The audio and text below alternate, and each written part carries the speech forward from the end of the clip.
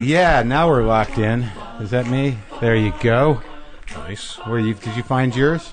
I like mine. Mine's at a good place. Is it? You're in a good place in general? I think I'm in a good place in general right now. Well, that's good. How are you? Are much you, like Evan? my volume. I think I'm doing good. You're good, doing good? I'm not sure yet. No, I think you sound good. Everybody sounds great. I think we're done here. Good. Perfect. It was easy. That was a nice day. Seth Rogen, Evan Goldberg. I don't usually intro people right up front. No, you kind of drift. Yeah, Yeah. Suspense. I was waiting for that. And then remind myself later, like, oh, I'm talking to... Well, I mean, what's the point? You know, it's a podcast. It's not like people are like, I just tuned in. Who the fuck is... You know? It says our names on the podcast. They know. Can we talk Jew talk? Let's talk Jew talk, man. Yeah, are you into Jew talk? Let's Jew it up. I'll Jew it up because... Now, I think there's a familiarity. Do you guys feel familiar? Do you feel familiar? Do you feel familiar with me? Yeah. Yes. Right? Is it You're your a thing? Jewish dude with glasses. That's right. It comes down to that, doesn't it? It really does. Because you guys go way back, but you're Canadian Jews, which is a unique brand of Jew to me. Yeah. There's not a lot of there's it's a tight knit group, Canadian Jews. But do you find that there's a difference between the Canadian Jew and the American Jew? The Canadian Jew is more self-deprecating. Is that possible? So. I think it is. I think as Canadians, yeah. But you seem more well-adjusted automatically. Right away, I feel that you're more well-adjusted. I don't feel the American anger. We're a little hungover from our party last night. I was wondering if you guys are going to be hungover. We're usually rageful, but we're subdued today. A little bit. Subdued Canadian Jews. That's also what we are, yeah. How was that party last night? It was pretty fun. It was a great time. Yeah? Yeah, it was. Craig Robinson brought a lady who assembled her own stripper pole in one of the hotel rooms at the hotel we were at. And I've never seen that before. I've seen a lot of crazy shit at parties. Yeah. I've never seen like a woman unpack a case like that looked like an oboe case or something Really? like that. And literally took out a stripper pole like a giant pool cue and assembled it. That's in her the hotel instrument. room. It was unfucking believable. She had physical prowess beyond what any human should. And Craig just said, I brought her. And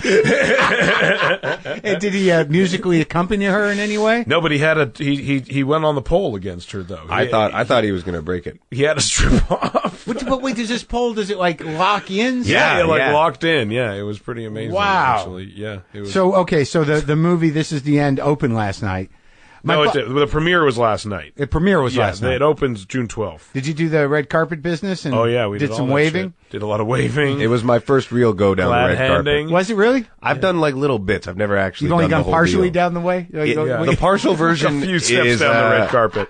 I usually They don't let him skip. down the whole thing. I go to every sixth guy and I get bumped by anybody. You got at to higher earn your way down priority. that fucking carpet.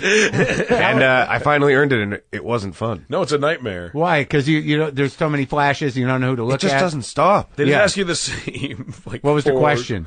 So was it like working with Franco Yeah, it's again? like Jorgen Franco. What would you bring with you if you had the apocalypse? That's the number one. What would you bring? And our answer is always a gun, gun. food, and our wives. Yeah, Yeah. exactly. Like, That's not funny. Yeah, yeah, exactly. my favorite Calvin and Hobbes comic, my first guitar, and a yo-yo. Yeah, I don't know what they think. Yeah, And they all ask the same one thing. It's original. Like, I got an angle on that. and they Yeah, never ooh. use any of it anyway. Like you never see any of that shit anyway. No, they're waiting for you to say something that you about don't want Kim to say. fucking Kardashian or Yeah, something like that. That's all they ridiculous. care about. They Anyway, literally, yeah. was she there? No, but Good. they just like ask you. They just try to like fit you into whatever their bullshit show is about that yeah. day, which is Yeah. usually some shit that has nothing to do with us, Right. like comedians. Yeah. So yeah, they never use our shit anyway. How'd the movie come out? You like it? Yeah, it's awesome. I think It looks it's really funny. good. I think we didn't fuck up. Yeah. I think it's super funny. It played very well. It did? Big Yeah. laughs? People liked it. The snobby comedians in the room seemed to really enjoy Yeah, it. which ones are those? Just all of our friends in general aren't snobby comedians, and people have a high. They don't laugh. The fact that you can like hear people laughing, like premieres don't often play that well. And Is this that one, true? It played very well at the premiere. Yeah, usually the premiere is one of the worst screenings we have. Yeah. For every movie we make. Why? Because it's not regular people. They're Yeah. agents. They're they not come humans. there from business. They just got off work and they can't go home to see their kids. Yeah, 'cause they have to come be watch there. A lot our of them. damn A lot of movie. them have Right. to It's be not there. even something you want to do. No, Yeah. not at all. And some of them already saw parts of it, or they know you. Yeah, and exactly. They don't want to offend you. Exactly. Yeah. But sometimes, every once in a while, people genuinely seem to dig it at the premiere, and That's that fucking happened. great, man. Yeah, it was awesome. It felt very nice. And now James Franco, I had on my show in Austin, and people made a big deal out of it. Yeah. Yeah, because he was, he was. Was he weird? He is weird. He's a little. I think you just got to get used to him. No, I knew that. I knew exactly why he was being weird. But it was hilarious because he takes himself a little seriously sometimes. Sometimes. But see our movie, good sir. Yeah, and then sometimes he doesn't. Like, he totally will make fun of all himself. That stuff. In our movie, he belittles everything he's ever done in his life, pretty much. Yeah, well, that's exactly. good. So Yeah. it's He mocks his time. movies, he mocks his art, he mocks his self-image. Oh, Yes. good, man. Well, that makes me sexuality. happy. His Yeah. sexuality, too? all that stuff. Everything. Yeah. So he sucks a dick? We make a lot of jokes about it. He doesn't literally, but yeah, a lot of references. Now, when you have all these guys, who is it? Jonah's in it, Craig Robinson, Yeah. Franco. Danny McBride. McBride's in. Oh, yeah, he's one of the guys. Yeah. And who's the other guy? Jay Baruchel. So all these guys are playing themselves. Yeah. But you can't. There's an extension to that. I mean, you got to see yourself as a character, right? Yeah, they're playing like warped versions of themselves. Right. Yeah, like sick. They're all like, I mean, and it ranges from being like just microscopically terrible to like Michael Cera plays like a coked out sexual deviant in the movie.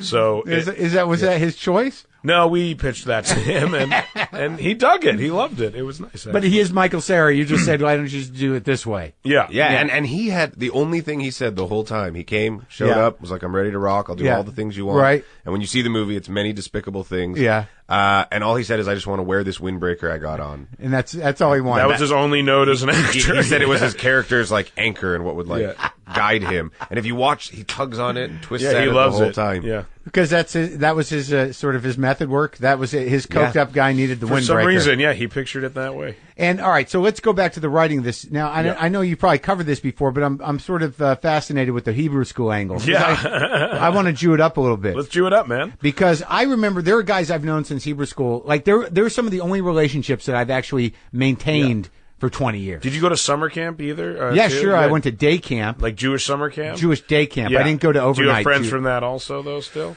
Yeah, they were the same people. Yeah, 'Cause exactly, yeah. I grew up in New Mexico in Albuquerque, so the Jewish community Not a was lot of Jews there. Exactly. There's a Yeah. few families. Yeah. And I just went to one of the guys' 50th birthday. Wow. But what I'm saying is I don't see them for years necessarily, but Yeah. there's something about the bond. Am I right? Definitely, yeah. Yeah, we just shipped 30 of our buddies down here for the premiere. Yeah, exactly. The Jewish crew? The Jews from Canada. Every other Jew in Canada. The Jewish population in Canada dipped to zero. Yeah, we're still friends with all of them. I don't know what it is. But do you find that with just the regular people you went to high school, the non-Jews? and no, stuff? it's mostly the Jewish ones. Isn't that weird? And Kyle. There's one non-Jewish And Kyle. guy. Yeah, and Kyle. It's true. There's still Kyle. Kyle, we always got Kyle. How did Kyle get in under the... I don't know how. I thought he was Jewish. Yeah, we all thought he was Jewish. I don't really understand why that is. I Doug. don't You- either. It's totally bizarre, and I don't even seek it. I'm not pro-Semitic, the opposite of anti-Semitic. I'm not particularly pro-Semitic. No, me neither. But I guess there's a It's a bond. There's familiarity It's or because we're something. all from the same fucking little Russian villages. Our families I are guess all so. like. Well, actually, one of my best friends, whose last name was Chudnovsky, is from a little village in Chudnov, Russia, that had literally a few hundred families in it. Yeah. And then I did a genealogy thing, and my family's literally from the same village. And we look like, we're both big, stout, hairy Jews. Yeah. And you see, we're clearly from the same village. And it must be there. And Like a light gene thing where Exactly. your mind's like, I know you. yeah, exactly. It's a weird fucking thing. It's like Cloud Atlas. We're connected. Yeah. We're connected. We're connected If we go somehow. back, our grandparents yelled at each other. Exactly. Our great-great-great-great-grandfather Yeah, they had fought an over the issue. price of a bagel together. And someone fucked someone. Yeah. Well, I always wonder about that too with the communities. I don't know. Well, let's not get into the Orthodox. But what kind of Jews were your folks? They were pretty, I guess, reconstructionist. Oh, really? Kind of the, So singing? Was there singing? a lot of singing. They would do Oh. try to do alternative Oh, things. yeah. Our Seder was always a little alternative. Right. I guess right. they were looking for like ways a to- lot of sort of I bought this embroidered yarmulke. Oh, in my dad Israel. wore he wore the Farrakhan yarmulke for a while. He did. He actually did. I think it was his way of grappling with baldness. Coincidentally, though, around the time he really started going bald is when Yeah. he had a spiritual resurgence of sorts. I've never seen a non-bald picture of him. Yeah, I'd like to see that. There's one in our office, actually. A non-bald picture? Yeah. Really? And what Yeah. about you? What kind of Jews do you come from? I come from standard kind of conservative. Oh, really? Just No pressure. But our families went to the same synagogue. Yeah, of course. Yeah. There weren't that Beth many Israel. synagogues. We all went to Beth Israel. My synagogue was called Beth Israel. Yeah. In Albuquerque. They kind of run out of names pretty quick with the synagogue name. And when you guys were in Hebrew school together, I mean, were you? I made Hebrew school teachers cry. We did too. Oh, I did that definitely. Yeah. That's so funny. Didn't you do that to Shira's mom? I did. That's so funny. I've never met someone else who that made their teachers cry. I did. I did too. A couple of them. Yeah, they hated me so much. What was the fucking problem? I don't know. They didn't like that I kept pushing back. Yeah, I would push back a lot. Yeah, Right. And then they would cry. Yeah, which was such a weird reaction. I thought. Yeah, crazy. So it's kind crazy, of a teacher. Man. One of my friends, it's like a girl we're kids. friends with, her mother was one of our teachers. And like she recently was like, you made me cry. Really? I was like, yeah, Did she tell you why? I think she said like she got so frustrated and worked up that like all like the normal teacher stuff wasn't working. What about Spanish class in high school? We made a lot of teachers Yeah, cry. we drove our Spanish teacher literally like the brink of insanity. Yeah, we played kind of like mind games with them and would mess up the language on purpose, and we would all synchronize how we would mess up the Spanish. Oh, yeah. You got the words. whole class? Yeah, and it drove people crazy. It was like the juvenile delinquent class, but they all just so happened to take Spanish, and I Yeah. think it was because we all failed out of French. Right? You have to take French in Canada, so all the idiots end up in Spanish. Right. And you used to just like plot the entire class against her. Against our teacher. And they were the entire class. See, that's why we're comedians. That's why they hate us. Yes, and that's why we're problems. Exactly. Because they can't, like, if you have a sense of humor, you're the natural leader of the situation. People will gravitate towards the funny person. Right? They generally kicked me speaking. out of private school. Really? Yeah, they said I had the wrong kind of leadership qualities. Which means you actually have the right kind of leadership exactly. qualities. Well, I know I'm not Hitler. So, You do have a mustache. yeah, not that one though. That's the first step. So when did you guys first start doing shit together in terms of making funny? I think we were like 13, honestly. Is that really true? We tried to make our own spoof of Star Wars. Yeah, we tried to do. It was almost like a spoof of Spaceballs. That was probably the His first. Dad had all the toys. Yeah, my dad had like a video camera. Yeah. and so so we we thought started we like should do trying to make like videos. We started making like little funny movies. And Well, I mean, Seth, not that Seth funny. was the director, and I was the star of all of them. Yeah, that's what was funny. I didn't act in them. He did. But it wasn't stop action stuff. You would just No, it's the most humiliating, it's embarrassing so brutal shit in the whole world. But then You have it still? we His do. mom- have his some mom of it. has it. Yeah, my mom does. Holding Really? it hostage. Yeah, she does. It's on a Betamax or a VHS? It's on a VHS. Oh, so I hope yeah. the tape's worn out by now. I don't think it is. I'm sure. We did a Reservoir Dogs. Yeah, we were very Tarantino inspired, so Oh, we tried really? to do like a Quentin, like Pulp Fiction came out around then, Yeah. when we were like 12 years Right, old, right. and we were really into that movie. We only got like 2 minutes into it. Yeah, though. so we yeah, didn't get far. well, because we started writing Superbad, like we started making like a second stupid movie that was like a Reservoir Dogs. How kind long of are these riff. movies? Like 8 minutes long, Oh, okay. 10 minutes long, or something Short like that. film. Yes, Yeah. exactly. Short form, I believe it would be known as, if we were nominated for an Oscar. and then we started doing like a Tarantino one, and then around then I started doing stand-up comedy, kind of like just around that time, kind of on my own from Evan. When you were 14? Yeah, when I was 13 or 14. Real stand-up comedy? Real stand-up comedy. What does that mean? Means I would go to nightclubs and do like sets. Was that your shtick? It's the kid. It really, you know what's funny is Yeah. at first I was like so afraid of that I told no jokes about being young. You just And talked I- about being divorced. No, I know. And I did like very situational stuff. Like it was like Seinfeld-y stuff. Right, like, what's right. the deal with this shit? And it wasn't bad, but it wasn't like And hysterical. you were a tall kid, so... Yeah, exactly. I Right. didn't look like that. I looked like a teenager, Right, you know? right. And then one of the comics I remember is like Daryl Lennox. I don't even know if he's I remember still Daryl does Lennox. comedy. He's a been on the great- show. And he was great. And he would do comedy there. And he was a very big supporter of mine and was super friendly to me and would invite me to open for him sometimes when he would do shows. He's a good guy. Such a good guy. Yeah. And he was actually the one who told me, like, you have to write jokes about you. Like, you're not writing jokes about yourself. Like, you're afraid, like... Your life experience. Yeah, well, he's like, you're the only fucking 14-year-old kid doing stand-up comedy. Like, he's like, you have so much shit to talk about that we can't talk about. Like, Right. you're just getting girls to, like, touch your dick for the first time. You're just, like, trying to grab tits for the first time. Like, Yeah. he's like, that's interesting, you know? And I think... It was around then that we started writing Superbad, which was literally about all that stuff, which was like all the stuff that we were going through And at you that didn't, time. but you didn't do comedy. No. I was just a kid who wanted to be a writer ever since I was a wee one. Really? And so when he started doing stand-up, and then we first discussed trying to write a movie, I was like, I want to be a writer. I hadn't chosen what I wanted to write. I just wanted to write. But did you he ever... suggested movie, I said sure. You never hammered out bits together that you did on stage or anything like that? No, but like some of the bits in Superbad, I would kind of try out on stage sometimes. Like what?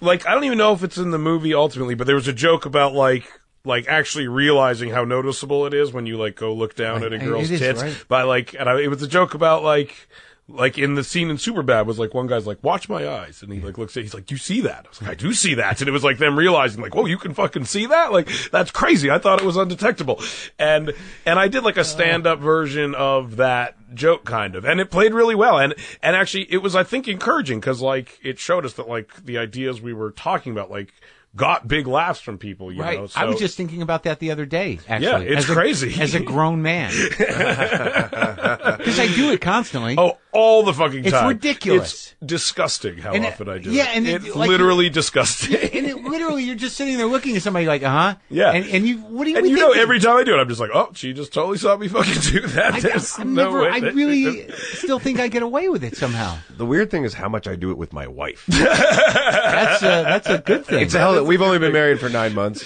so we've been together for almost a decade, though. So yeah, I've been with her for 8 years, but still, I'll find her saying something, and literally it'll go like walla walla walla, and I'll just be like, "Pardon, what?" Yeah, that's great that you still have that kind of interest in her tits. She just has a wonderful chest. Yeah, for 12 years, you were with her 12 years. No, I've been with her for 7 years. And you've been married 9 months. Yep. Oh man, she must have been getting impatient. Oh yeah, she almost murdered me. Yeah, I blew it. I was a year behind the. Me too. The I did curve. the exact same thing. You waited that long too? Well, he proposed before me, so it was just like, go. But we were together longer, so it was like a little bit. You and me, or you and Lauren? Exactly, me and Lauren. They get a little. It gets a little crazy. Oh, she like. Yeah, and she like had the conversation where she's like, "It's been too long. Like, what's happening?" And as soon as you have that conversation, you're like, "It's too late. We're having the conversation." Right, like, I didn't want to have this conversation. I hoped it wouldn't come to this. And then I did it pretty soon after. Do you know why you waited? I don't know. Probably it's like bullshit, rebellious. It's just a man thing. It's you delay doing the final lockdown. Kind of, but you sort of like over something. I don't know if it's comics because I had this issue too, where you're like, hey, but we're okay now. We're okay. We love it. Yeah. Why do you got to make it crazy? Yeah, why we got to put labels on this shit, man? Just all relax about this. Yeah, it seems like a lot of work. You know, things happen, then we can't leave easily. Yeah, exactly. No, it's true. And now I love being married. Like I look back and I'm like, why the fuck? I could have had more married years. I would have been. If she was like, I want to put a low jack on you, I would have been like, sure. Yeah, and moving in with we moved in together pretty fast, and we like got a house together pretty fast. So like that was like way more of a commitment than marrying someone in a lot of ways. And I was like totally fine doing that. I like no resistance about doing that. I guess it's so fucking weird. I maintained my own apartment to the last minute. It's true. They just moved in together, which was that's probably actually makes it more challenging and exciting.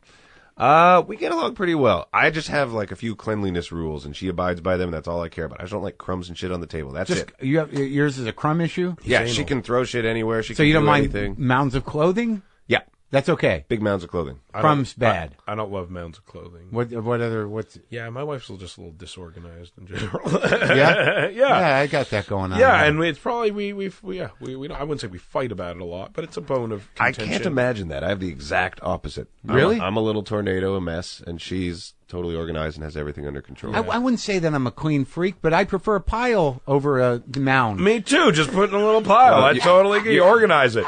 You can be messy. Just make it look kind of nice. Just put a little effort into the mess. See, over here, these books, they're piles. It's true. That's a mess. Yeah. Make it symmetrical. I've been allocated where the pile has to be. That's pretty And I accept as long as I get my pile. Well, the problem with messy is that, like, anytime you address that kind of situation with a woman, it's so close to dad talk that there's no way it's going to go over well. It's exactly right. It's like you're tapping into a very bad you're thing. Like, hey, do you think we can get this cleaned up? Yeah. And then their natural reaction is like, I'll do it. Yeah, exactly. It's totally true. Ugh.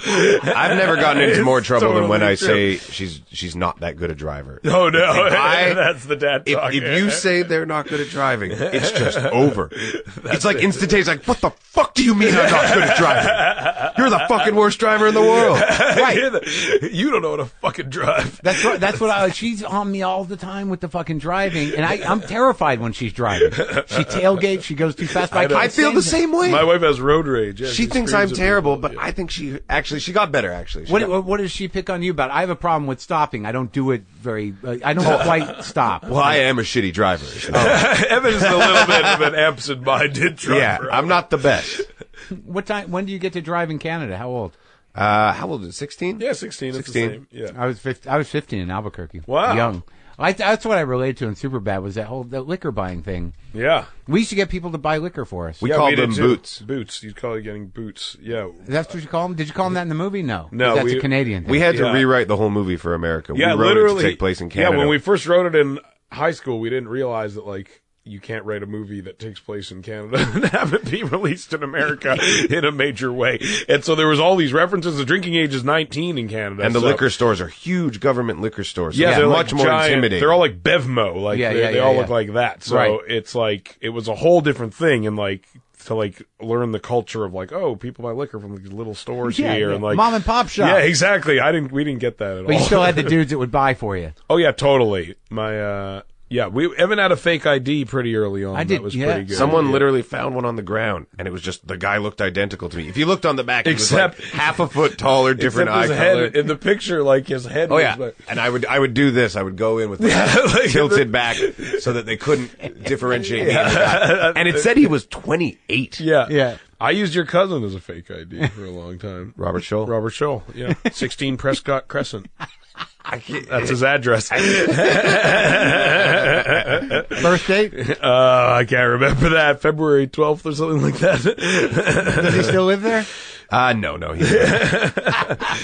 But it's so weird because I always think about those guys that bought us liquor. I mean, we were 15 hanging out in front. I wouldn't fucking buy a kid. I wouldn't either, man. I think about that too. And I'm especially an asshole. I've done it once. I was in Montreal with our buddy Fogel. Yeah. These kids asked us to buy them some liquor. I said, sure, what do you guys want? And they were like, oh, God, they weren't ready for that? And one of them just went, a bottle of Drambuie. A bottle of Drambuie. I bought him the bottle. Like, what did he see that in his parents' house? Yes. I just couldn't help picturing those kids at night. What that? A bottle of Drambuie. That's that Scotch liqueur, right? Yeah. It's like liqueur. It's Scotch flavor. It's like one of those. We drank that a bunch. Fogel's mother had that. Yeah, she had a ton of that, and she didn't drink. Yeah, I bought kids rolling. Some kids asked me to buy them rolling papers once, and that I did. Children can't buy rolling papers? I think I was like, you could buy these. Like, they'll sell them to you. I think they were just scared to do it.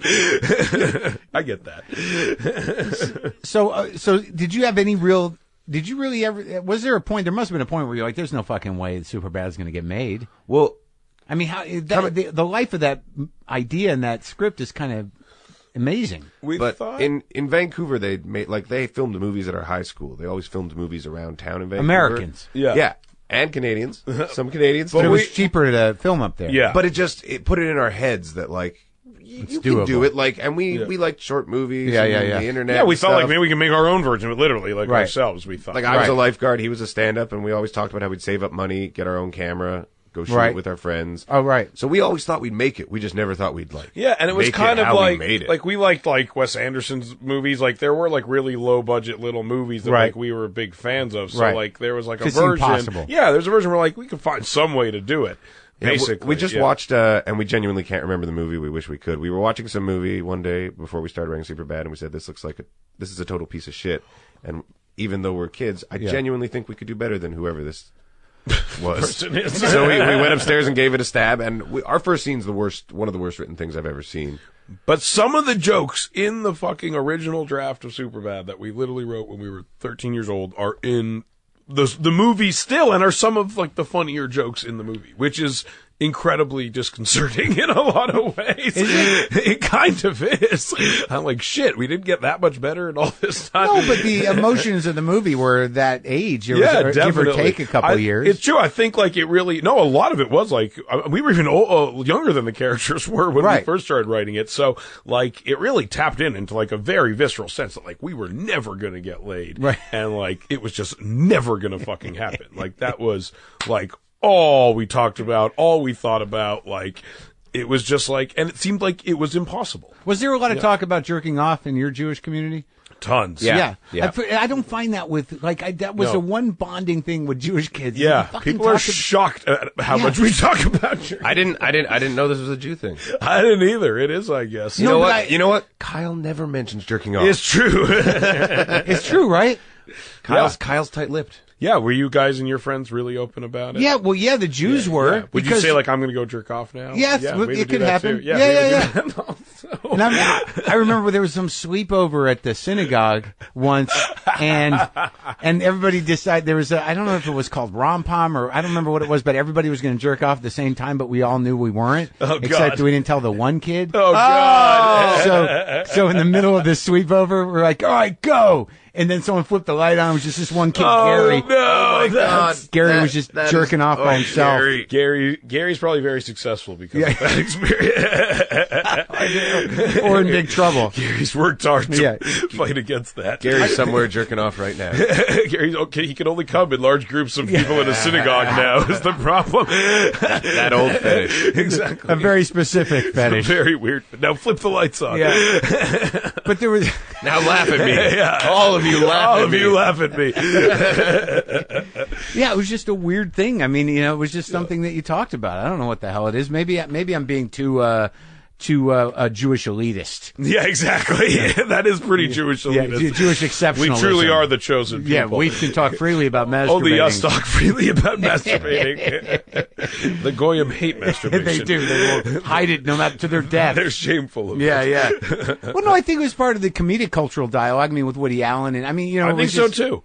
And I do think inherently it is like a bigger sin to jerk off when you're Christian. I think maybe there's some mention of it. You get no mention that jerking off is bad. No. All it says is I don't know why I remember this from Hebrew school. It says you're not supposed to spill your seed on the ground. Interpret it as you will. So a washcloth is fine. That shit. Yeah. It doesn't matter. Washcloth, a sock. Yeah. If it hits the ground, you fucked up. Yeah. Then you're in trouble with God. Exactly. But if there's carpet, you're good. Oh yeah. Right. But carpet could be interpreted as ground, and that's what rabbis are for. Then that shit out. Then I might be in trouble. We encourage clean masturbating. Well, I've never had any sense of sin or wrong in a religious sense. Could you imagine how lame that would have been when you were a teen jerking off and you were like, this is wrong? Oh, my God. It happens to Catholics all the time. I know, it's terrible, they're cursed. Right? They feel shame. I wouldn't know what I would have done. What would I have done with my time? I don't know. How would I have developed as a person? You would have jerked off. You would have just felt worse about it all the time. Horrible. I just picture all the jerking off moments replaced with just me crying. Yeah, exactly. Alone in my bedroom. All those great moments of relief and fucking excitement. It's true. Yeah, I'm picturing like a montage of my best hits right now. Just slow motion. All right, where's the weirdest place you ever jerked off? Oh, man, that's a good question. I probably jerked off some weird places. Airplane bathroom, maybe? Yeah, I did that, Just to kill some fucking time every once in a while. Yeah. And then you start to worry that, if someo's waiting out there. It's true, yeah. You gotta wait till, the middle of a night and, a long international flight, finally. Everyone's gone. I jerked off on a ferry once. A ferry boat. That's pretty good. Was it a long ride? No, it was just just a 1 minute jaunt across a river. It's a 15-minute ferry ride. It was a Staten Island ferry. Just going to Staten Island. I don't know what the hell happened. You almost didn't make it. I was actually with my first wife and her parents. Really? Yeah. And you just probably wanted to get away. I did want to get away, but there was this Scandinavian girl wearing a denim one-piece outfit, and I was going nuts. And I'm like, fuck it. You just had to do it. I just had to do it. And I went down there and fucking took care of it. All roads led to it. Yeah. This is inevitable. On a boat. You had no choice. I had no choice. Sometimes you just got to do it. You do. And it's better if you're indoors and alone, I don't think I ever jerked off in synagogue. I'm trying to think. 1 year at summer camp, unlike this poor kid, we had there's a certain part. I don't think he finished. Yeah, it doesn't only count if you finish. No, I've rubbed up against a lot of shit. Some kids fucked the couch. I heard. I never done that. I probably fucked the couch. I think I fucked the couch. I didn't fuck a couch. I remember one time I was on a family trip. And we were in the back, and it was a long drive. My parents were up front, and I just sat in the back seat trying to make myself come without touching my dick. It was like I had hours. I was like, yeah, I can do it. I feel like every guy has the same story there, where they think they've almost got there, but they probably. But I feel like it's like everyone has the friend who can do that. I don't know if I ever knew somebody that could actually do that. I feel like we knew a guy who could do that. No, there was a guy in our school who could suck his own dick. Oh, So similar gag. he could do it, but just not with his brain. Exactly, without his hands though. Yeah, Still hands free. Yeah.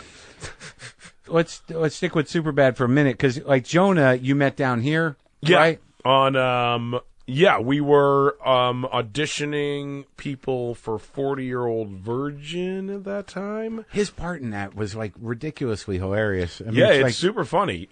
it's almost like, you're kind of like, who is that fucking guy? Yeah, and it was literally like one line in the script. Like in the script, it was like the whole joke was like she works at this eBay store, and like the joke was like, "Can I buy these?" And she's like, "No, you can't buy them here." And he's just like, "I don't get it." And she's like, "It's fucking complicated." And that was like the whole exchange. And then he showed up and was just like so funny, like it was crazy. And he like was improvising, like it was kind of like the beginning when we had a lot of time to improvise. So he was just like improvising, stuff. And we were like, "This guy's amazing." And then we put him in Knocked Up. And then as one of my roommates, and then it was we filmed Knocked Up before Superbad, and then it was during Knocked Up that we like realized we could put him in Superbad, basically. He actually wanted to be in Superbad, and we said no to him like 10 times. We kept telling him he was too old. Yeah, we're like, and he was like, old. "I'm not. Camera test me. In life, I look it. On camera, I won't." Yeah. And Judd, me, Seth, we just didn't believe him. And then we auditioned tons of people, and we couldn't find anyone funny. And literally, we went in my trailer on Knocked Up with like a video camera, and we're just like, "Okay, read the scene." And he did it, and it was so funny. And we literally like took it from my trailer to Amy, who the head of Sony's office, and we're like, "We want to use Jonah," and she was like, "Okay, use Jonah." And then that was it. And he was like, "Fuck you guys! Like, I've been trying to do this forever." And and it was amazing. Yeah, he was so funny. But it's interesting that you talk about when you were writing Superbad that it seemed like a possibility, because I'm older than you, I'm 49, but like when I was a kid, you wouldn't have never thought that. Yeah. Like, because the independent movies weren't like that. You guys grew up in a time where it's like some guy made a movie for $10. Exactly, and people had like video cameras, and you could just like fucking do it. Yeah, when we had video cameras, but they were bulky and it wasn't that easy. Yeah. So it goes through the first draft, and then you get Freaks and Geeks. You get cast there? Yeah. In Vancouver? Yeah. Judd came up there, or who? Paul came up there? How'd that work? Both of them, yeah. They I got an agent through doing stand-up, basically, and Judd and Paul came up to Vancouver and did casting all around North America, and I came in on one of the days, and then I got cast, basically, out of Vancouver. And you moved down here? Yeah, I moved to L.A. then. And you stayed in Vancouver? I had no career. Yeah. So I was teaching aquatic fitness at a YMCA. Yeah. Were you really? Yeah. I was an old and people? I didn't look much different than the guy you're looking at. Like, this was still here. To old people, right? Yeah. Old and young, mostly old. So now your best friend yes makes the break. I was making more money. No, I wasn't. That I don't think is true. And he leaves. He's like, "What did you say to him?" Like, "I gotta go, man." No, I remember it was like I did the pilot, so I left for a little bit, and then I came back, and I remember like it was actually the night of our school had that Hawaiian dance when you smashed Paul in the head and almost gave him a concussion. Yeah, and I got so drunk I almost got kicked out of school that night, but Who's I didn't. Paul? Thank God. A guy we went to high school with. Just a dude. What you smashed him in the head as a joke? They had giant fake boxing gloves on, and Seth slid forward, and it kind of just ended with his fist smashing into the guy's face. We had like a carnival at school, and me and my friends got drunk and went to the carnival. Rob did get kicked. One of our friends. Yeah, one of our friends he threw up. That was kind of the rule. You could get drunk. You just couldn't throw up. Yeah, you throw up, you're out. And then one of our friends throw up and actually got kicked out of school that day. But it was that night we had a dance after the carnival, and I literally remember being on a payphone, which fucking shows how old I am now. And I was calling my mom, and she said that they got a call that Freaks and Geeks got picked up, and that we were gonna move to LA, basically. Wow. Yeah, it was fucking crazy. And I found out like at the high school. And you told him. Yeah. And you were hurt and said, "All right, go do what you got to do." I didn't care. I didn't want to be an actor at all. And we were about to graduate high school anyway by then. Yeah. We were in like 11th grade at this point, basically. You want to be an actor, but you want to be a writer, and you had this movie. Yeah, so for me, it's just like, nice, go set the groundwork. Yeah. Make it happen, dude. Did you think that? Yeah. Which is exactly what I did. We talked about it. Well, the thing is, at every point in our lives, we continued writing together over the phone. Yeah. Like, we never wrote apart, so we would always just get on the phone for like an hour or two, a few times a week. The whole time I went to university, the whole time he was down there, just kept it going. Yeah, and even when I was on Freaks and Geeks, we would talk on the phone, literally, like, we would rewrite, instead of doing school, I would rewrite Superbad with Evan, basically. It was always this one script. Yeah, that was all we were doing at that time. It's interesting to me. This was like your cane. It was. Well, we genuinely sat down and said, what do we know? And the answer was just, we want to get laid so goddamn badly. And that was literally, as humans, the only story we thought we had to tell. When did you finally get laid? I was like first year university. Yeah, 18 or 19. Yeah? Yeah. 18 How was it? Yeah, 18. It was great. Yeah. Wonderful, yeah. It was Yeah. great. I was a rock star my first time, and then the second time it was like Messy. 14 Messy. seconds. I'll never forget how quick that was. The first time you're nervous, so you have a lot. It's Yeah, like thank God you're for that nerve. psyching yourself out. Yeah, yeah. In a good way. Yeah. It's helpful. Yeah, The right. only reason, I can perform sexually is because I'm constantly psyching myself. Because I'm paralyzed with fear at every turn. But we wrote, we wrote most of the movie, before we ever had sex. Like, it's probably one of the few movies about people who want to lose their virginity that was written by people who had not lost their virginity. It feels like it's a little late, but I mean, I was 17, but it wasn't good. Maybe it would have been better if I waited till 18 or 19. I liked how I got it going, which is I had a girlfriend. Yeah. We had sex, and we dated for a year. So you can get good at year, it. Yeah, right? Full you can good year, build up. right? Yeah. I couldn't imagine the version of like one girl for 2 days, Yeah. another girl 3 weeks. No, later. you want to get you want to figure out your You need that relationship, you know? skill, the You gotta craft. figure it out. The craft of it. Yeah. Your cocksmanship. Your Yeah. cocksmanship. How long were you with the girl? Around like 8 months or something. Oh, yeah? like that. Yeah, it was enough time that I can. Kind of build up. Did you thank her? And Oh yeah, definitely. This has been great. You really helped me out. Really appreciate what you've done for me. And, I'm gonna She remember didn't this. make me that good. I'll be. I still have a long way to go. Hey, if it works. If it works, it works. What, are you gonna have kids? We talk about it. They'll have kids before we have kids. Yeah. I think. Yeah. I just had my nephew. I'm there. She wants it. I'm ready. We're doing it. Are you? Unless I shoot blanks, we'll find out. I've been through 2 marriages. I haven't had kids, but I just proposed to that girl in there. Nice. And like I'm an old man already, but she wants to have kids, so I think I'm going to go ahead and do it. Do it. What's the worst that could happen? I get old and I say, just come. Daddy can't run too fast. Exactly. You'll be an old dad. Seth had a good line once. He said, "I think that it might be something that's a fundamental part of human experience." You said that once drunk. I was drunk and I said that. I think when I was drunk, Being a father? Yeah. Yeah. No, I think so. I think I just you're right. feel like I'm not going to do this whole thing. Like, I think of how great the iPad is, and then I think that this thing's so Yeah, much exactly. better than my iPad. Yeah. It's like going through life never touching an iPad. And you just want someone there when you're old. Yeah. I think so. Like I managed to avoid it, for the same reason you avoid asking someone to marry you. It's sort of like, it's a lot of. I don't know. Seems like a lot.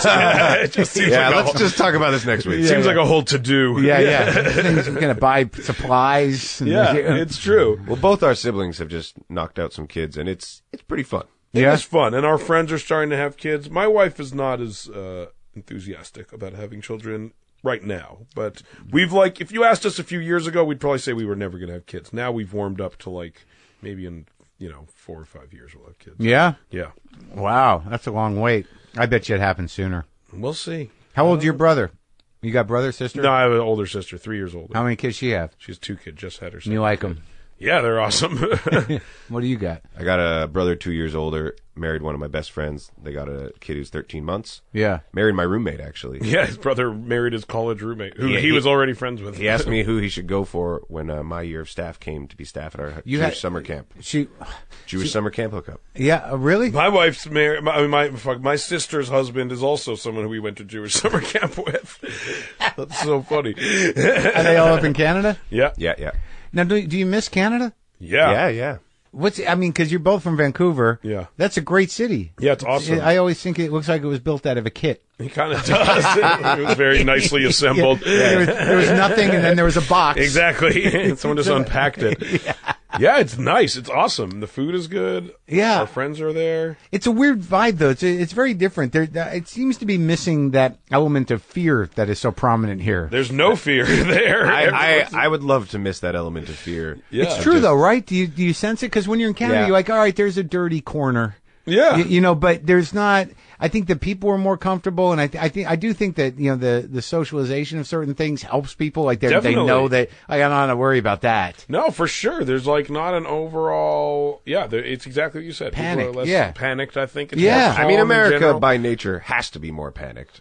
Yeah, that's They're what kind of drives- like a nice buffer for Canada. I think there's a sense that it's less of an evolving beast than America. In the sense you get, I think in America it's always changing. It's always competitive. It's yeah. not, socialization changes a lot of things. Yeah. Like here, it's like everything, should be privatized, and everyone's like worried about, whether they're going to be able to, get sick and go to a doctor. Exactly, and it always feels like things need to change. The gay marriage needs to be legalized, and it's not. And abortion needs to be okay, and it's not. And in Canada, it feels like around 50 years ago, they kind of figured out all that shit, and we're all just kind of enjoying the results of it. Right. Yeah. It's actually, they care about the people. The government sort of serves a purpose. I imagine there's complaints that people have, and it's not as competitive. And for that, you got to wait.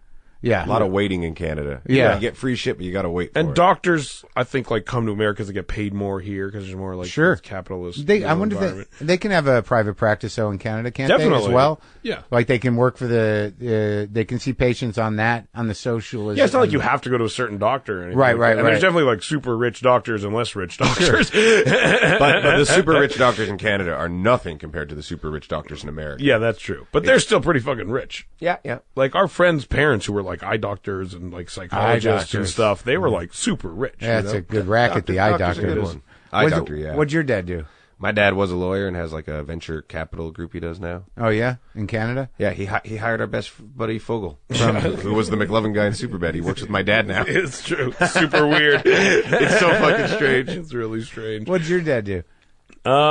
He worked at non-profit organizations. Basically, he never had a full-on career. So they were real progressive Jews. Yeah, helping the people. They were. He worked at the British Columbia Coalition of People with Disabilities for most of my childhood, which was an advocacy group for disabled people, basically. Wow. Yeah.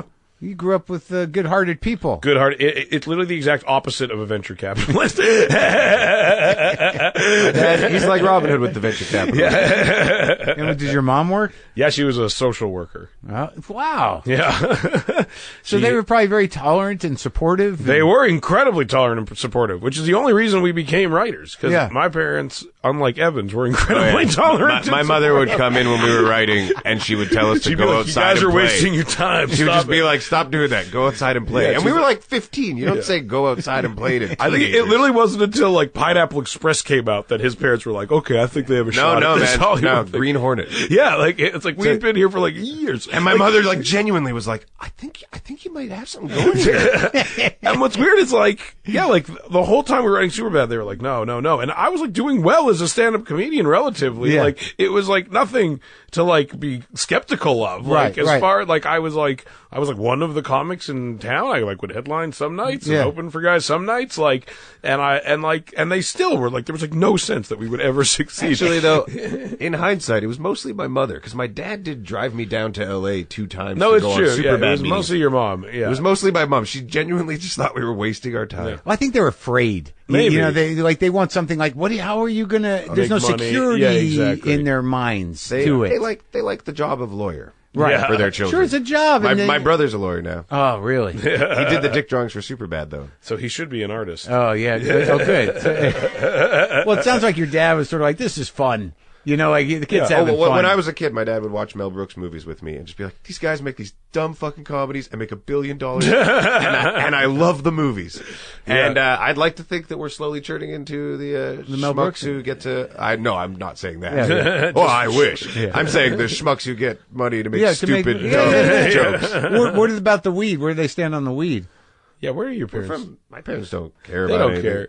They don't want me to ever be out of control with anything, but right. Only recently, because my dad, and it's not, when you on talk shows and stuff, sometimes, last time I went on Letterman, he asked me 10 minutes of weed questions, completely unprompted. Which, if you haven't seen this, it's and nuts. it was crazy. It was none of it was in the pre-interview. It was all other shit, and it's literally just here's an onslaught of weed questions for 10 straight fucking minutes, and only recently my dad has been do you have to talk about weed every single time you're on one of these shows. I was like, I don't know. What do you say to David Letterman? No, I don't want to fucking. My dad doesn't want me to talk about that anymore. That would be funny, actually. But our parents were walking around the after party of the premiere, and there might have been some weed smoke. Right around. They were okay with it. And like my dad came up to me, and I thought he might say something about all the weed, and he was just like, "Where's more beer?" This was last night? Yes. Yeah. Were your folks here too? They were, but my sister was here with my 8-week-old nephew, and so they did not come up to the weed smoking area. But they all live in Canada? Yeah, they all live in Vancouver. My parents come back and forth. They have a place in Laguna Beach. Oh, that's nice. Yeah. And your folks they just come down for the special Yeah, events? they just come down for special events. I go up there as much as I can. There's usually an excuse here or there. Grandfather's 90th birthday, brother has a 90. kid. Yeah. 93 now. Wow. We crossed swords at his 91st. You did? While peeing? Took him longer to pull his sword out. What did his dick look like? Pretty good. It's nice to know my dick will be like his 90-year-old dick. Yeah. And I just saw my nephew's penis. That and I dick's get been the around whole, for 90 the whole generation. 90-year-old dick. That's crazy. Hopefully one day we three will have We'll have 90-year-old dicks. I know That'd I be put nice. mine through a lot. I know. If it sticks around till then, I'll be very thankful for it. Yeah, I'm glad they don't just fall off at a certain point. Exactly. I do constantly marvel at that. Like, I do have this thing dangling off my body, and it's never got like caught in anything. Like, in like just like a general like machinery, like a bicycle spoke. Well, or something like that. I went to A bicycle smoke. Yeah, I'm just lucky. I went to a nudist just resort for Yeah. vacation. You did. It's funny. I always wanted to go to a nudist resort. Always talked about going to a nudist resort. I for finally- fucking years he's talked about it. So after we finished This Is the End, I wanted to do what I wanted to do, so I went to one. Yeah. And they ain't no good.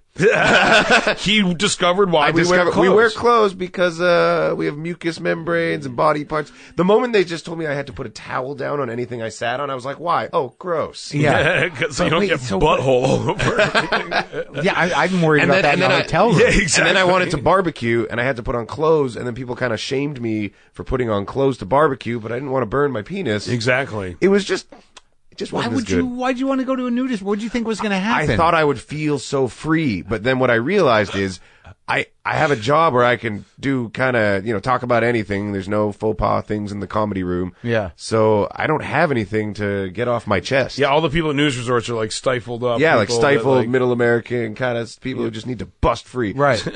But you bust free all the time. The best part, though, was there was a guy with a huge dick and no one would talk to him. Really? One guy with a really big dick and no one would talk to him. No one chatted with him. You don't want a big dick in the nudist world. People think you're doing it. They question your motive. Exactly. They question your motive. It's like, why is this guy into this? Is it just to show his giant dick off? We get it. Okay, we get it. Yeah, you know. Yeah. That's hilarious. Just alone? Just him and his dick? Just him and his sad, huge dick. Just talking to his dick. We're having a good time, aren't we? Me and you, dick. So, all right. So then, okay. So you do Freaks and Geeks, Hicks ass. You come down then? I came and left numerous times. Yeah. I came for a summer and we wrote Pineapple Express. I left. I went back to school. I went traveling. I came back. I moved to LA for a year. We did the Ali G show together, which was our first paid job together. Yeah. And you wrote as partners on that? You were hired Yeah. together as a team? Yeah. And Seth had done stuff before, and I had never done anything professional. And I'll never forget, we go in for the first day, and it's like a 6-hour test. So this is before Pineapple Express was made or before the Yeah, other yeah, one was yeah. made? So- Nothing had been made. You'd just been on Freaks and Geeks. No, we had been on Freaks and Geeks, and then I did Undeclared, and then, and that was it. And then Undeclared was canceled, and I was basically unemployed for like a pretty long time, a couple of years basically. Yeah. And I was just auditioning for shitty movies mostly. And meanwhile, at this point, yeah, we had like written Pineapple Express, and again, that was just like a second script that we had written. Right. That also no one wanted to make. Right. And yeah, and then we started working on the Ali G show. We're probably like 21 or 22 at this point, basically. Well, how'd you get the Ali G job? Do you know him? No, I think It he was has Judd. It was through Judd. I'll never forget it. He called me and said, we got the chance to go over this Ali G show, but we'd never get it. So, like, I don't know. And I was like, I will fly down there. We have to do this. Did you know him? No. No, I didn't know the show. You knew of him. There was one video. I'd of seen him the at, porn Cannes at Film Cannes, Festival yeah, clip. like there was. But one... I didn't know it was him until you told me when I came to LA. Oh, that's. You just said someone's willing to give us an interview. But this was like his second season. He had already done some in England, right? So he done a bunch of seasons. Yeah, he had done. And then he did this was the HBO gig. This was the HBO show, yeah. Right. So, yeah, Judd called. I guess Sasha and Judd were talking. He had just started the HBO show, and he said, like, is there any writers that you know? And Judd knew that we had been trying to write, and he said, maybe you should meet with these guys. And so he met with us, and we pitched him some of the stuff that they used, actually, on the show. The spring break stuff. Yeah, with that the they wrestlers. could go to spring break with, like, the Bruno character and fuck with the wrestlers and frat guys and shit like that. Yeah.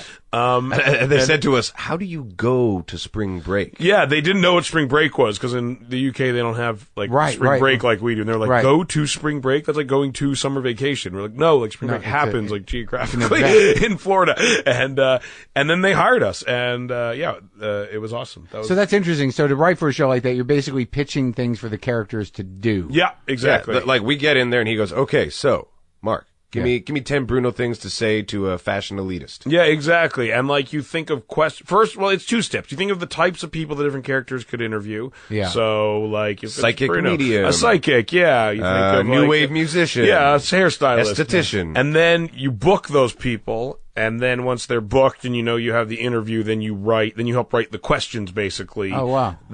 And you try to do it in such a way that it like coaxes them into like exposing how obnoxious they are. Basically. You had a good time? Oh, yeah. Yeah. I mean, it was my first job, so I was freaking out. And you wrote the whole season? Yeah. Not the whole. Oh, no. We wrote like the second Bruno, half all of, the Bruno stuff we worked on. And then like half of the Ali and G half stuff. the Ali G. No Borat for me. None of the Borat stuff. Yeah.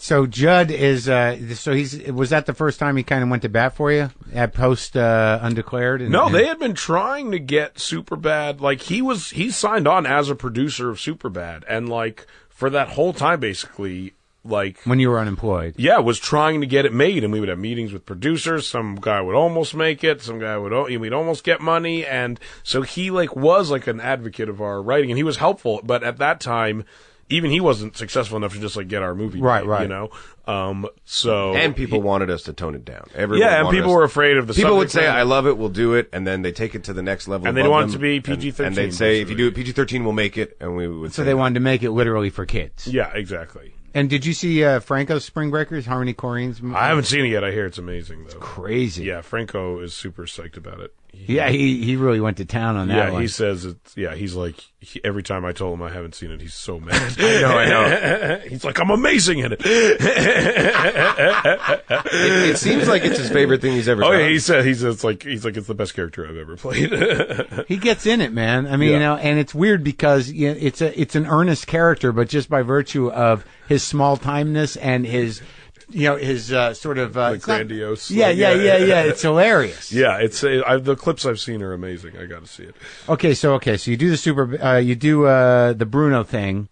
Basically, around that time, they were finally making Anchorman, I want to say, or Talladega Nights, one of those two McKay movies, which Judd was the producer on, and it was then, and 40-year-old, no, first we went 40-year-old virgin, and that came off of like Talladega or Anchorman. They because those movies did well. Judd got to do 40-year-old virgin. Basically. And you starred in it. He pulled you in for that. Yeah, he gave me a good part in 40-year-old virgin, which let me do Knocked Up. Knocked Up is what you started in. And then, and it was literally like around that time that also, you know, we got Superbad bought because and we made Superbad literally right after Knocked Up because you were putting asses in seats. We hadn't yet, honestly. We were just like Judd had. We had done shit all, but 40-Year-Old Virgin did really well. Yeah, which we, you know, I helped work on the script of, and I think people start to see that like the dirty sensibility would play. Right. but it's dirty in a sweet though, yeah. A relatively innocent way. Yeah, and he gets a little flack for that too. Yeah. I guess you guys get a little flack for being like, why are you man children? Can't you get over your dicks? Yeah, definitely. No one ever gets over their dick. Who gets over their dick? His 90-year-old grandfather's having sword fights still. Why would you get over your dick? It's our gift. It's our God-given gift. That's what we got. Do you find that whole crew gets a little flack for that, huh? Yeah, sometimes. I don't really feel like we're getting a lot of flack beyond the standard flack one would get for even coming slightly into this territory. It's like the type of flack that if you don't get, it's like the expected. It's like we're working against something comedically. It's like by trying to be funny, like inherently you're kind of trying to like be in some way edgy or subversive. So like without the obvious voice of dissent saying like, oh, they talk about their dicks all the time, it almost like invalidates what we do in a way. Like you need the obvious people to say like the stupid fucking thing about what you do, or else it doesn't seem cool when the other people think it's funny. You know? I thought Knocked Up was a fairly sensitive, emotionally realistic movie. I think there's a lot less dick stuff in that one. Yeah, there's a lot of heart to that. Yeah, that one's kind of and then with Superbad, I mean, your kids, you got to talk about your dick. We're teenagers. That's all we fucking talk about. Pineapple Express was weed. That was weed, not dicks. Weed's the new dick. And then Green Hornet, what happened there? That's a good question. We were just talking about it, but it's so we always talk about it, and kind of like we fell into the trap. I'm going to say what happened. When you start doing well, you inherently gravitate towards the notion, we did anyway, of like doing the biggest thing that you can, basically. Like you think like, what are we working towards in a way, you know? And then you start to think like, well, these superhero movies are popular. They make all sorts of different ones. This is kind of like the holy grail of what movies are right now. Right. This is like the biggest game in town. Mainstream movies. Exactly. Yeah. So I think like we got excited about the prospect of having that opportunity that we did it, being completely naive as to exactly how much of what makes us good would be basically stifled and evaporated merely by signing on to do a movie of that budget and of that rating. Like, it's a PG-13 movie. And like, just like most of what makes us funny is not that type of thing. How'd you choose the material?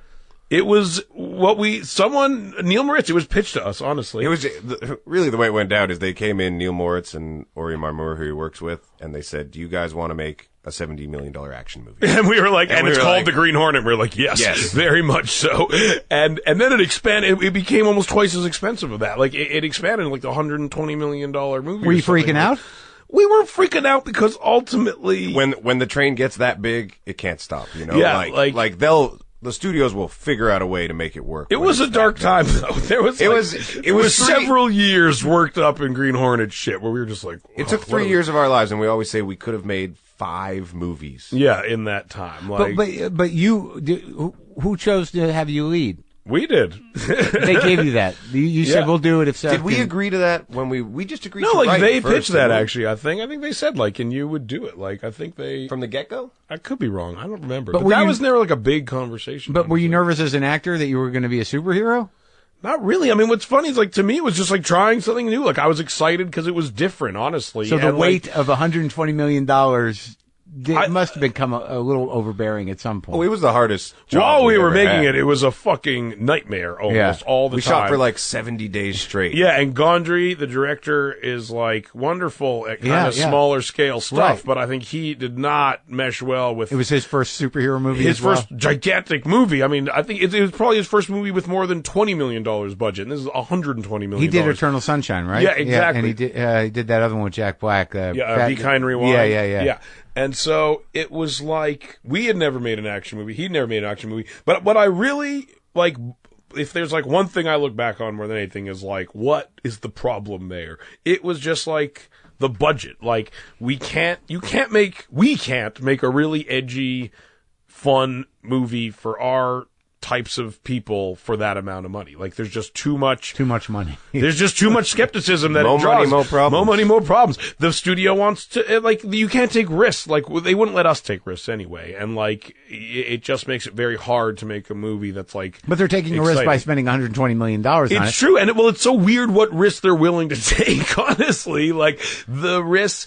And that's what's weird about a big action movie. Like, here's an example. Like, the script is under great scrutiny, like the lines, the characters, the dialogue. You should have a father. There should be this. There should be that. And we're just like, okay, we just want to kind of, get it made and not waste all this time. And then things like the action sequences, which are really like where all the money's getting spent, go under no scrutiny whatsoever. No one looks at it. No one looks at the previs. No one looks at the storyboards. The studio, like, literally, like, what we spent, like, $50 million on, like, no one checks out. And, like, that's what's crazy, is, like, the way the money was spent, and I think probably is spent on a lot of these movies, was crazy when you look back at it. Like, the things that were spent the most money on were almost under the least amount of scrutiny out of all the stuff in the movie.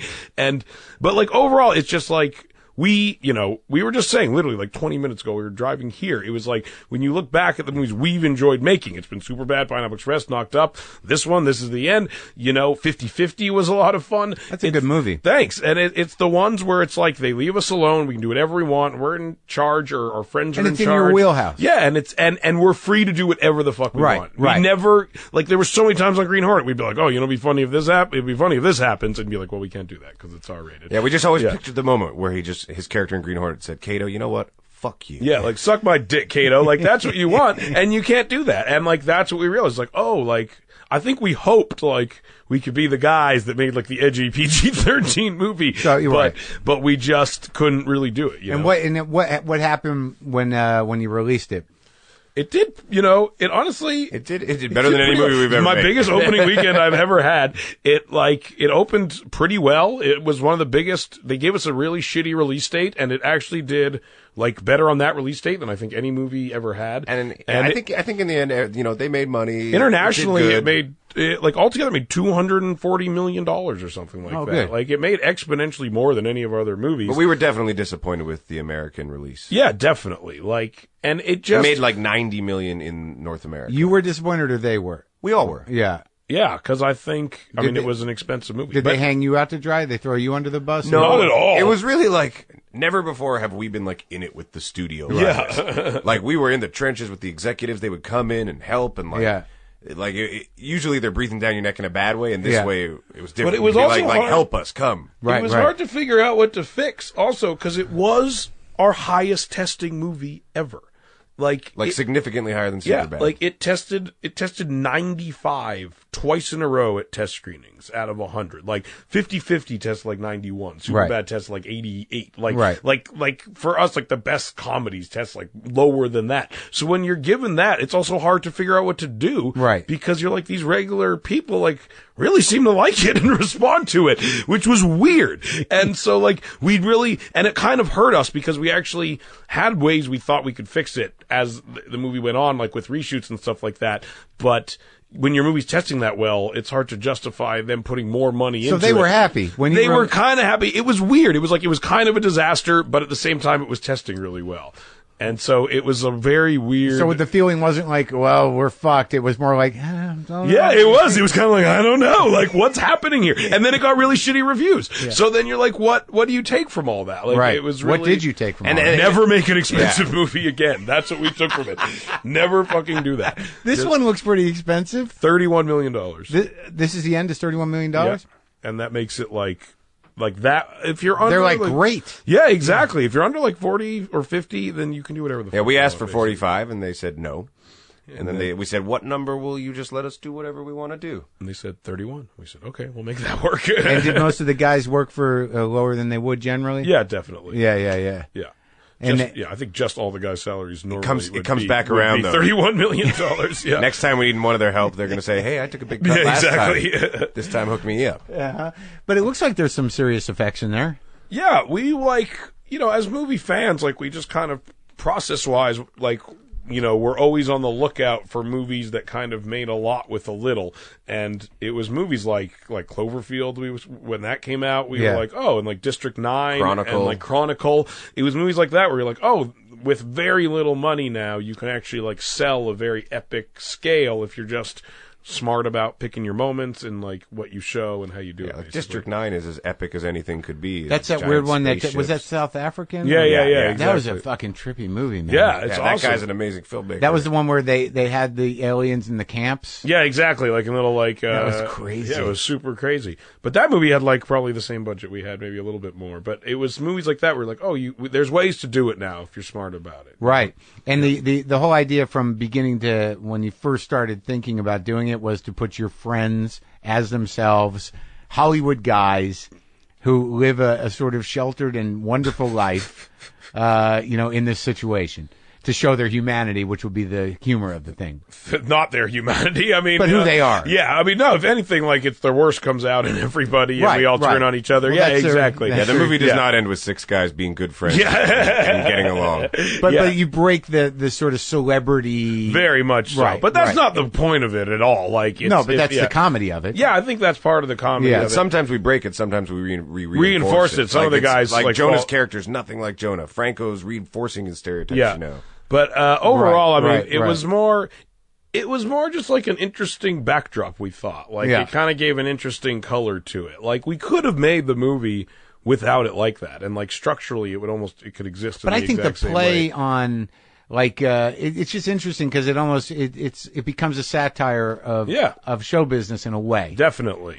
And, like, the excess of it and how self-important. I mean, what the movie ultimately becomes about is, like, are you a good person or a bad person? Like, that's kind of what they're all forced to deal with once they realize that, like, how selfish the apocalypse is happening. Right. And also, like, why are they the people who have kind of been laid to waste on Earth, basically, on kind of a larger sense?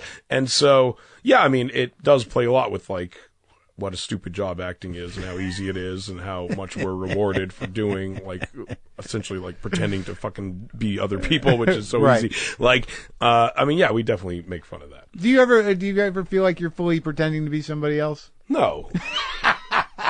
Sometimes I feel like I'm doing a good job acting like I'm pretending to be someone else. There's no moment where I'm like literally like have the thoughts of another.